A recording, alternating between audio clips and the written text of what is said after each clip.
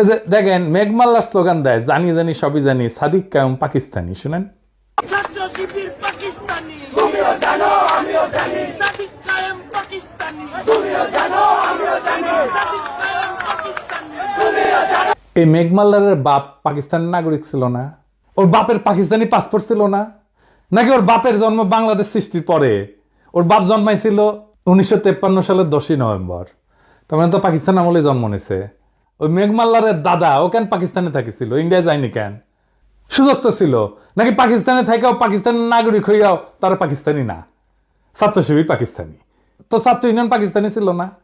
যে ছাত্র ইউনিয়ন 1969 সালের 25শে আগস্ট বিবৃতি দিয়ে বলছে জামাত ইসলামী পাকিস্তানের অস্তিত্বের বিরোধী। ওর নিজের দল পাকিস্তানের অস্তিত্ব রক্ষায় দিওয়ানা ছিল। পুরো পত্রিকা দেখান ইডিএস সাহেব, পরে আবার কইতে পারে আমরা এডিট করে বানাইছি।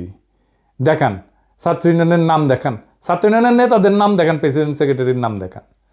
ছাত্র ইউনিয়ন শুধু না, বিপুল বিক্রমে মুজিববাদী ছাত্রলীগও পাকিস্তানের অস্তিত্ব রক্ষায় দিওয়ানা হয়েছিল। এখন পাকিস্তান খুব খারাপ। 1969 সালের 25শে মার্চ আইবার পতন হয়ে গেছে, মানে গণঅভ্যুত্থান হয়ে গেছে। তারপরের ঘটনা, তারপরে এই বিবৃতি দিচ্ছে 5 মাস পরে পাকিস্তানের রক্ষায় দিওয়ানা। তাও তারা পাকিস্তানি না, অন্যরা পাকিস্তানি। হ্যাঁ, কারণ ওই ডেমোনাইজেশন প্রজেক্ট, পাকিস্তানকে ডেমোনাইজ করা।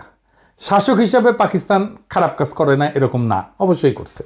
আমরা প্রয়োজনে সেটা সমালোচনা করব, কোনো অসুবিধা নাই। কিন্তু যেই কাজটা করে নাই, আমি কি তারে সেই কাজের দায় দিতে পারি? নাকি সেটা দেওয়া উচিত?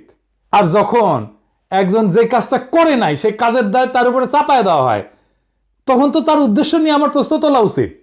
আমার তো তখনই মনে হওয়া উচিত পাকিস্তান যদি এতই খারাপ হয় তাহলে মিথ্যা অভিযোগ কেন দেওয়ার দরকার হইল? মিথ্যা অভিযোগ তো দেওয়ার দরকার নাই। যারা কারো নামে মিথ্যা অপবাদ দেয় তাদের সাথে তো কোনো ডিল করাই উচিত না, তাদের কোনো কথা শোনাই উচিত না, তাদের উপরে আস্থা রাখাই উচিত না। আজকে আমরা